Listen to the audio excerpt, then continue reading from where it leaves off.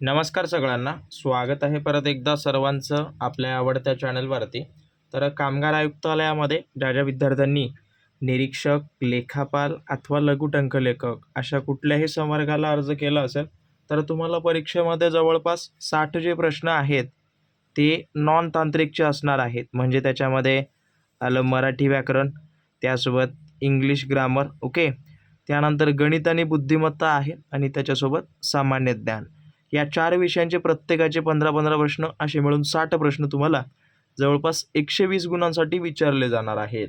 So जेवढं होईल तेवढं या विषयावर सुद्धा फोकस करा. बाकी ऑलरेडी जी काही बॅच वगैरे चालू झालेली आहे अर्जुन नावाची, त्या बॅचमध्ये आता बघा तुमची परीक्षा घेणार आहे TCS, ओके.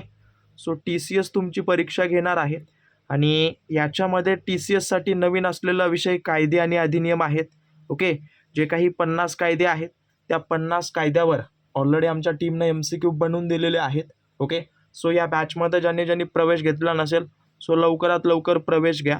आणि बाकी राहिला प्रश्न नॉन तांत्रिक विषयांचा, हे जे 60 प्रश्न आहेत, तर हे प्रश्न TCS असं की जे काही त्यांनी मागच्या वर्षी किंवा प्रिव्हियस इयरचे जे काही क्वेश्चन त्यांनी घेतलेत, तर त्यातलेच ते प्रश्न टाकतात.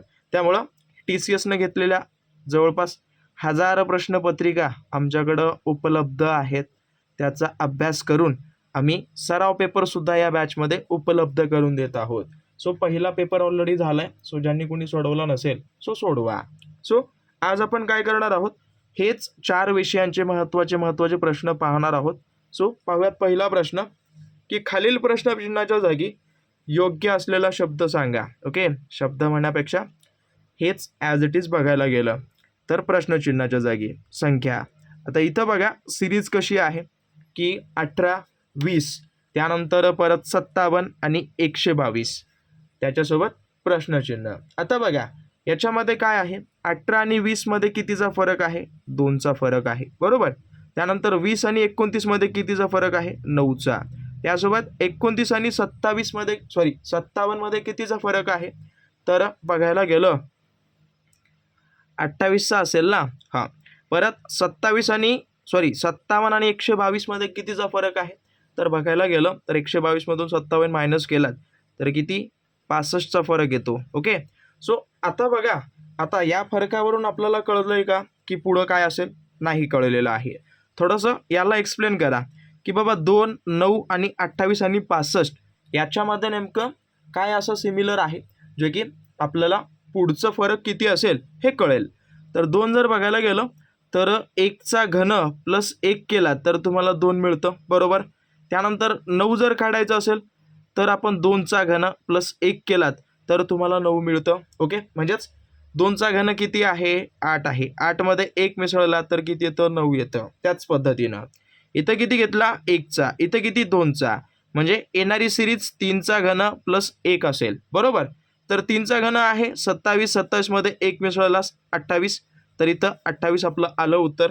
त्याचसोबत या दोघांमध्ये 65चा फरक आहे. म्हणजेच काय, इथं आपण 3चा घन घेतला तर इथं आपण कितीचा घ्यायला पाहिजे, 4चा घन प्लस 1. 4चा घन आहे 64 आणि त्याच्यामध्ये 1 मिसळला तर तुम्हाला 65 मिळतं. म्हणजेच येणारी जी काही संख्या असेल तर 5चा घन प्लस 1 मिळवावे लागतील. तर 5चा घन आहे 125, ओके, प्लस 1 तर 126, ओके.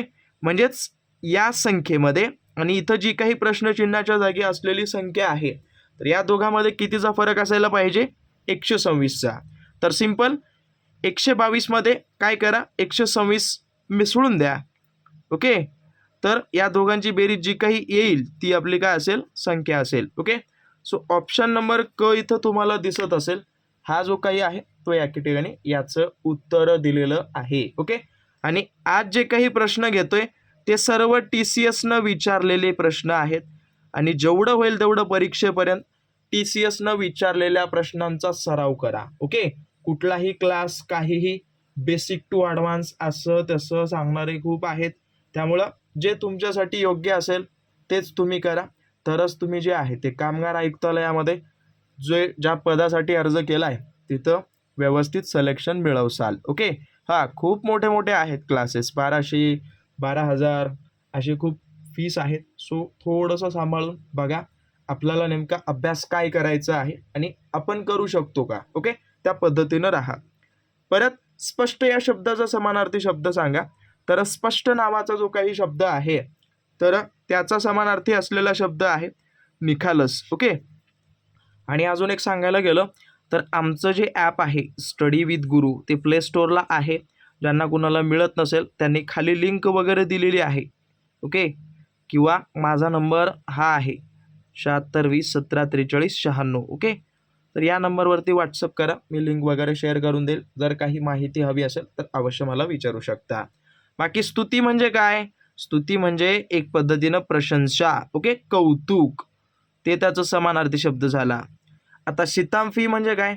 शिताफी म्हणजे कामामध्ये असलेली जी काही चपळता असते बघा, चपळता, त्याला म्हणतात शिताफी. आर्जव म्हणजे काय? आर्जव म्हणजे विनवणी करणे. अर्ज करून आपण विनंती करतो बघा, त्या पद्धतीचं ते आहे. ओके, सो लक्षपूर्वक नोट डाऊन करून घ्या. आता बघा प्रत्येक ठिकाणी काही ना काही तुमच्यासाठी सोडत जातो. तर आजच्या या सेशनमध्ये काय केलेत, 2 प्रश्न सोडले तुमच्यासाठी. ओके, एक प्रश्न आहे आणि पुढं एक प्रश्न आहे. सो दोन्हीपैकी तुम्हाला जे उत्तर येईल ते उत्तरं द्या. ओके, सो इथं पाहून घ्या.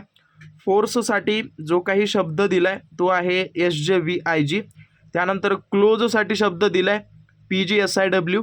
त्याच पद्धतीनं GUTSY साठी कुठला असेल हा तुम्हाला शोधायचा आहे. 4 ऑप्शन त्या ठिकाणी दिलेले आहेत. ओके, सो ते व्यवस्थित मला सांगून द्या. परत पुढचा प्रश्न आपल्याला काय विचारलाय की खालीलपैकी समर्थ रामदास यांचा ग्रंथ कोणता. हे बघा TCSचे असे काही प्रश्न आहेत GKचे. ओके, सो ते खूप रिपीट झालेत. तर TCSनं विचारलेले जवळपास माझ्या मते म्हणजे रिपीट टाकणारे 1000 प्रश्नांचा एक स्पेशल GKचा ठोकळा सुद्धा बॅचमध्ये उपलब्ध करून दिलाय. ओके, सो सांगण्याचं तात्पर्य एवढंच आहे की अगदी कमी दरामध्ये सगळ्यात अफोर्डेबल बॅच, सगळ्यात दर्जेदार बॅच तुम्हाला आमच्या टीमनं प्रोव्हाइड करून दिलेलं आहे. त्यामुळं लवकरात लवकर जॉईन करा. ओके, हां, तर समर्थ रामदास यांनी जो काही ग्रंथ लिहिला आहे त्याचं नाव आहे दासबोध. ओके, बाकी बघायला गेलं तर ज्ञानेश्वरी लिहिली ज्ञानेश्वर महाराजांनी. ओके, संत ज्ञानेश्वर महाराजांनी, लक्षात ठेवा. परत लीळाचरित्र कोणी लिहिलं तर माही भटांनी लिहिलेलं आहे. ओके, माही भट यांनी हे लिहिलं आहे. त्यासोबत आर्याभारत तर हे कोणी लिहिलं तर मोरोपंत यांनी जे आहे ते याचं लिखाण वगैरे केलेलं आहे.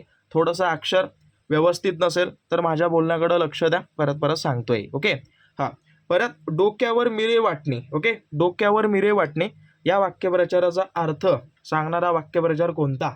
तर डोक्यावर मिरे वाटणे याचा जो काही अर्थ आहे. ओके, अर्थ जर बघायला गेलं तर त्याचा अर्थ काय होतो की एखाद्या समोरच त्याला न जुमानता त्याच्यावर मात करणे. म्हणजे एखादा व्यक्ती आहे समोर. ओके, त्याला न जुमानता, ओके, त्याला न ऐकता त्याच्यावर काय करता तुम्ही, मात करता. त्याला काय म्हणतात, डोक्यावर मिरे वाटणे. ओके, हां, तर त्याचाच काय अर्थ होईल, एक पद्धती अडचण त्या ठिकाणी होणे असं. परत आपल्याला विचारलंय आहे तर भोलानाथ नावाचा जो काही बालकविता सरांनी, आणि तुम्हाला माझ्या मते अगोदर सुद्धा सांगितलेलं होतं, महाराष्ट्रातले मराठी साहित्यातले जेवढे काही कवी आहेत त्या सर्व कवींबद्दल माहिती काढा. त्यांनी कुठल्या कुठल्या साहित्याची रचना केलेली आहे त्या सर्व साहित्यांची माहिती काढा. अरुणा ढेरे, त्यानंतर वि स खांडेकर, इंदिरा संत, हे तुमच्यासाठी आज सोडलेलं एक होमवर्क असेल. सो सगळ्यांनी उत्तरं द्या. ओके, हां, परत पुढं आपल्याला विचारलाय 7वा प्रश्न की select the most appropriate option to fill in the blank. आता बघा, come we dash our lunch under that tree, it has good shade. Okay, तर अशा पद्धतीनं दिलंय. तर बघा, हे बघा तुम्हाला एक सांगतो, टेन्स नावाचा टॉपिक तुम्ही क्लिअर करा. टेन्स नावाचा टॉपिक, हां, प्रत्येक सिरीजमध्ये मी तुम्हाला एक महत्त्वाचा टॉपिक देईन, तो टॉपिक तुम्ही क्लिअर करत जा. प्रश्न त्या ठिकाणी विचारेन. तर इथं बघायला गेलं काय आहे, कम वी डॅश विचारले आवर लंच अंडर दॅट ट्री, म्हणजेच एक पद्धतीनं त्या झाडाखाली आपण आपलं जेवण करूयात. ओके, कारण का त्या झाडावर एक पद्धतीनं चांगली सावली वगैरे आहे. काय येईल की बघायला गेलं तर याच्यामध्ये विल हॅव, ओके, आपण म्हणू शकतो, कारण का ही फ्युचरमध्ये घडणारी गोष्ट आहे ना. तर फ्युचरमध्ये जर फ्युचरची गोष्ट जी काही घडणारी असेल तर त्यासाठी आपण फ्युचर टेन्ससाठी जो काही हेल्पिंग वर्ब्स वापरतो विल हॅव वगैरे, तर ते त्याचे काय झालं फ्युचर टेन्सचं ते दाखवतात, दर्शवतात. ओके, सो बाकी वरचा एक प्रश्न तुम्हाला ऑलरेडी सोडलाय, हा एक प्रश्न सोडतोय, याचं उत्तर मला अवश्य कमेंट करून द्या. बाकी